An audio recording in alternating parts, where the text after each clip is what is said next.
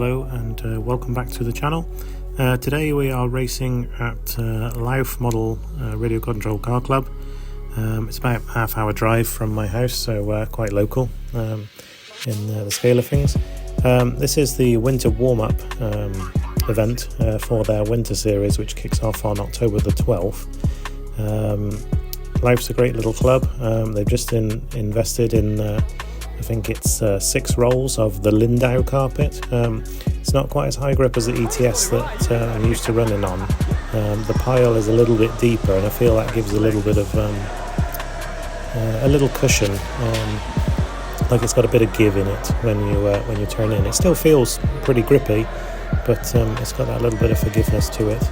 I went into the event with the setup on the car having removed all of the KPI washers. I'm really struggling to get the car to work consistently on ETS carpet.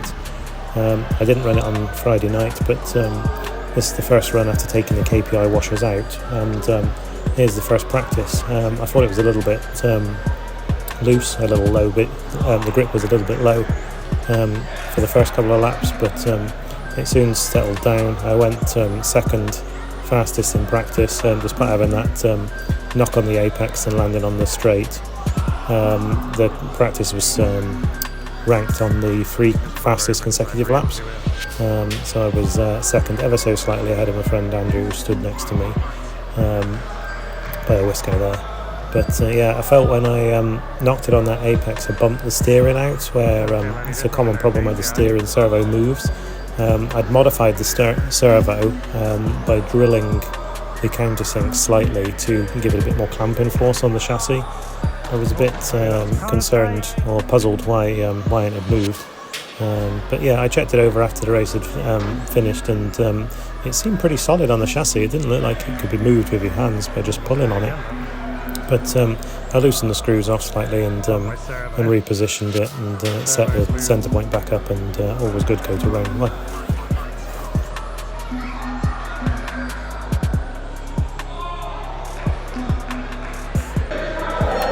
Okay, so into round 1.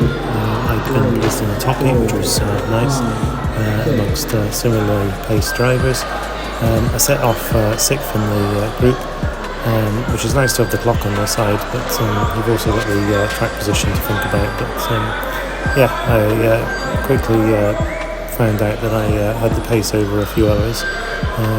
Dave wasn't his usual quick self. I think he made a few mistakes, and then when he let me by, when I came around to lap him, I can't remember if that was in this race or it was in another race, but he took off after me, and I thought, oh, I'll have him attached to the back of me, pushing me around for a while, but yeah, I slowly started to pull away from it, which is a great surprise to myself, more than anything, but yeah, really pleased with that. Round 1 was just running it exactly as I ran it in the practice. All I'd done was just straighten up that steering after that servo moved, and then ran it exactly as I brought it to the meeting. But yeah, it went pretty well. Finished I think 5 seconds adrift of second place, a solid third for round 1, which was nice to get that score on the board. But yeah, we'll make a few changes and we'll be back for round 2 shortly.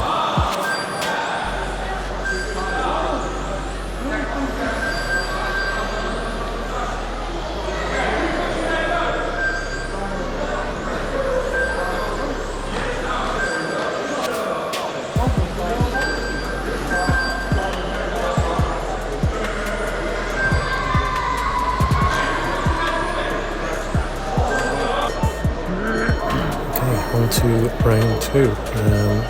Having fed back how the car was running in round 1, I thought we'd have a chat with the setup guru himself, JK. Said that the car it almost like lost momentum in the middle of the corner. Like it's sort of like your car has to be rolling forward for it to steer, but it's sort of like it hadn't got all of its steering done before you needed to get on the gas to power out the corners. So he suggested that I run, because I was running a 1.3 roll bar on the front and a 1.2 roll bar on the back, which he felt was a little bit stiff for here. So he said we should go to a 1.2, 1.1. So I put that on for this round 2. and it definitely was a lot more lively in the warm-up laps. It wasn't undrivable or too snappy or anything like that. I didn't crash it in the warm-up laps, but yeah, it certainly woke the car up. It's really nice how that one's going. I'll have to see how that comes over when we go to Newark on the ETS carpet.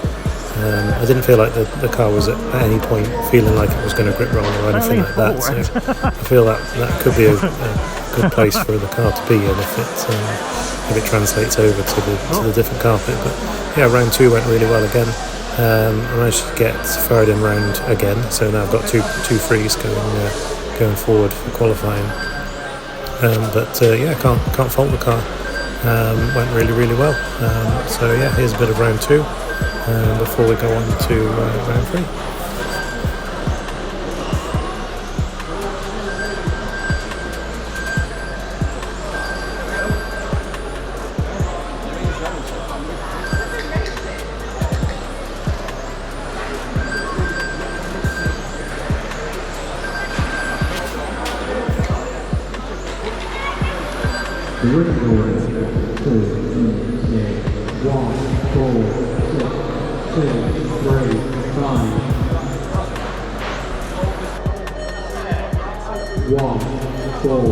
Okay, so round 3 is underway. Got kind of gifted second place on the road by Twigger there on making a mistake just at the end of his first lap. The car pushed quite a bit at the end of the straight. Initially, it looked like after a couple of laps that it started to turn in a bit better. I don't know if that was the way I was driving, or I'd sort of become accustomed to how it was going to behave. I fed that back to our mate JK, and he said, oh yeah, that would have happened by raising the diffs. He says that when you lower the diffs you get more turn in. When you raise the diffs you get more sort of steering out of corners rather than into corners, and it frees up the car by raising the diffs. So yeah, he did suggest that I lent in the front shocks 2 mil. He'll let it lean a little bit more when you steer on the slow down into the tight corners there. Unfortunately, I broke one of the zero hubs in the interval between round 3 and 4, which was a lunch break. So I've had to fit the +1 hubs to the rear because I didn't have a 0-1 for that side. So we'll go into round 4 with unintended setup changes in the form of the rear hubs, and we'll find out what the car's like then. Okay, so qualifying 4 is underway. We've all had our lunch. So yeah, I had to fit the +1 rear hubs because the 0-1 broke and I didn't have another one. So kind of expected the car to be a lot more freer. Fitting the +1 hubs, some people call it raising the axle. In reality you can't raise the axle because it's attached to the wheel. So it lowers the pivot point. No, it doesn't. It raises the pivot point when you fit the +1. It would lower it if I went back to the 0. So yeah, it raises the pivot point up, which lowers the entire car down. This raises the roll centre. You have to correct the ride height, obviously, on the droop from changing the hubs. But yeah, this raises the rear roll centre, and straight away you could see that the car was rotating a hell of a lot more than I expected it to. It wasn't a bad thing. It kind of felt like it was on the verge of letting go though, where you went through that big S following right in front of the rostrum there. Previously I could hold on to it very confidently. It didn't feel like the car was going to break away or anything like that, but once I fitted these +1 hubs to the rear, you kind of had to be a little bit aware of the rear could let go. I definitely want to fit the 0 hubs back on for when I drive the car next time. But yeah, so here's round 4. Unfortunately, myself and Twigger spent most of the 5 minutes tripping over each other. He'd make a mistake, I'd get past. Then he'd catch me up again, so I'd let him by. Obviously it's qualifying, so we don't want to hold anyone up. And then a few laps later he'd make another mistake and I'd go past again. All the time Matthew was reeling in the pair of us. We kind of figured out, I think in the final minute, that we really needed to get our act together and start to put a gap between ourselves and him. But he went really well in the last round, in round 4. So he snatched second in this round. I got 4th. It wouldn't be one that I would count in with a pair of 3s already banked from the first 2 rounds. No, hang on, I got a 3 and a 2. So yeah, a 3 and a 2 from one of the first 2 rounds in round 3. So yeah, a little bit unfortunate that we got tangled in each other's mishaps. But yeah, car running well. I'm just going to tame down that rear end, I think, for the final, see if I can get it back to its Q3 pace. And the way that was handling, because that was super predictable, and I think it pretty much was where it needed to be. If it was possible to go with a plus half a hub, that would be really nice. But as we have to go up and down in ones, there isn't a plus half a hub that we can fit here. So yeah, we'll let Q4 run, and then we'll be on for the final.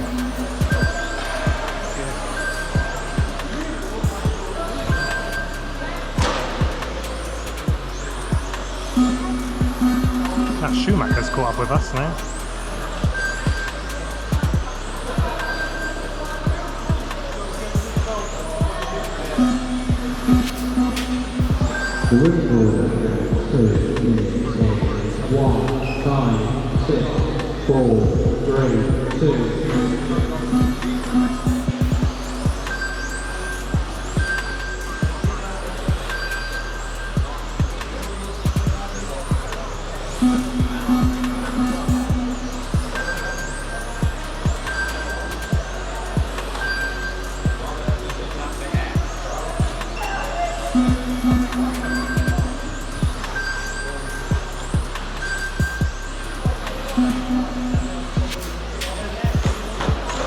Oh, you tricked me.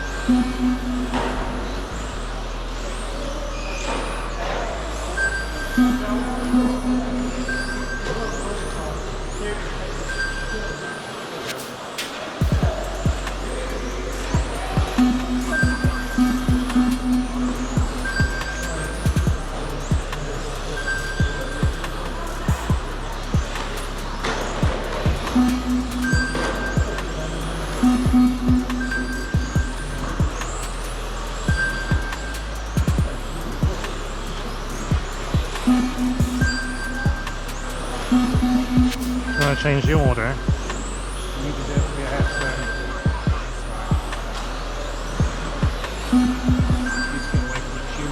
Yeah, I know. I didn't intend to swap it then, I just made a mistake. The route order has 4 minutes in 5, 1, 6, 4, 3, 2.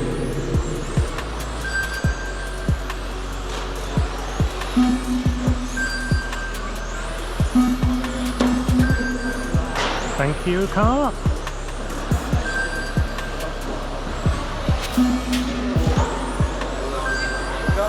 Hey guys, welcome back to Louth Radio Control Car Club. Here for the Winter Series warm-up event. Basically a run through of how it's going to work in the Winter Series with the Schumacher tyre and those kind of meeting parameters that we all know and love. 2 from 4, round by round qualifying. Today I'm running the TC8 with the steel chassis. Still trying to get the grips with the steel chassis and what it's doing. It seems a lot better on this carpet than it does on the ETS carpet at Newark, but yeah, car's been going good. Got a 2 and a 3 to qualify, lined up 3rd. Had to change the rear hubs for the +1. Didn't intend to change them. We ended up breaking one in the interval, and I don't have a 0 one to put back on. So yeah, the car's a little bit over-rotatey, if that's even a word. It over-rotates a bit more than I'd like. It's on the verge of breaking away, but yeah, we'll keep going. We're not going to change it for the final, we'll just run it as it is and see how we get on. 3 minutes for race 6. Gearbox is going to drop out. The gearbox is going to drop out. I told you it's going to put a B7.5. Okay, so despite saying I was going to leave it alone, I decided to just lower that rear diff one placement, just bring the rear in line with where it was before. It was a little bit loose in Q4, and I figured we could bring it back to where Q3 was, and all would be well. Put the car down on the track just for the final to start, and it was making a funny clicking noise. I brought it round just to examine the spur gear quickly if I needed to swap that over. It's only one screw. I could have done that in a minute, but yeah, I couldn't see what it was. Others have suggested that it's just a belt making a bit of noise. After the race finished, I did have a quick look, and I put the tensioner eccentric adjustment was pointing the wrong way, so instead of being 4 clicks tighter, it was 4 clicks looser. So yeah, the rear belt was flopping about like crazy. Final went not too bad at all. Had that small bump right at the very beginning. I don't know if that was just because I didn't really get a warm-up lap due to the belt issue, but yeah, after that just settled down. I didn't really have an answer for Twigger that was in front of me. Chris was off in another league as usual, but I'm happy to finish only 8 seconds and 5 seconds behind the pair of them, so I'm really happy with that. Fastest lap was pretty decent as well. So yeah, really happy with how the TC8 ran at Louth today on their Lindau carpet. Hopefully if we're going for a winter series at Louth over October to March, the car performs as it has been today. Perhaps we can get a little bit more out of it, see if we can work on that setup a little bit more. But yeah, really happy with how it went, and I'll leave the rest to watch the final. And thanks for joining me at Louth Model Radio Control Car Club.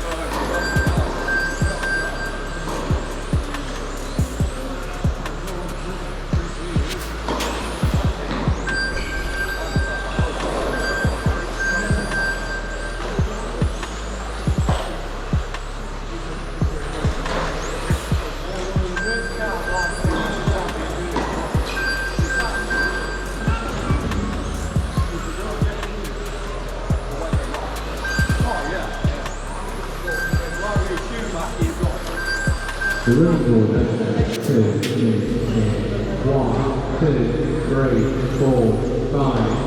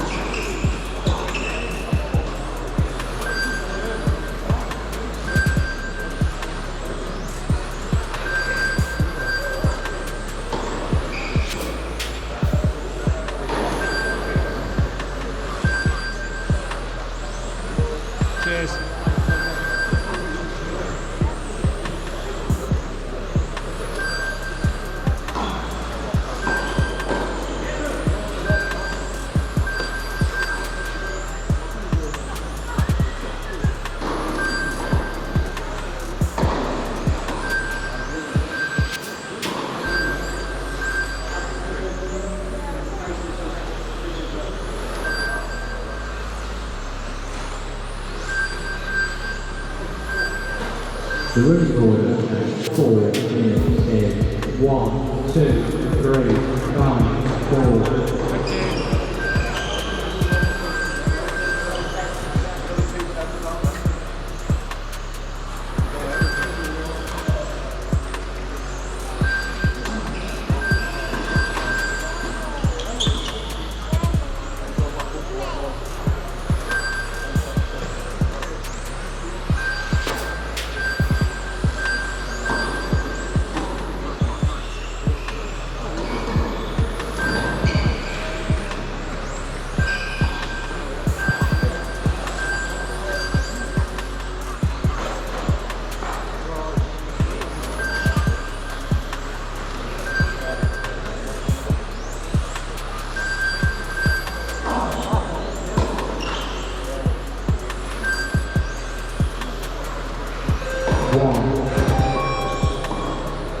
Five, 4, 2, 3.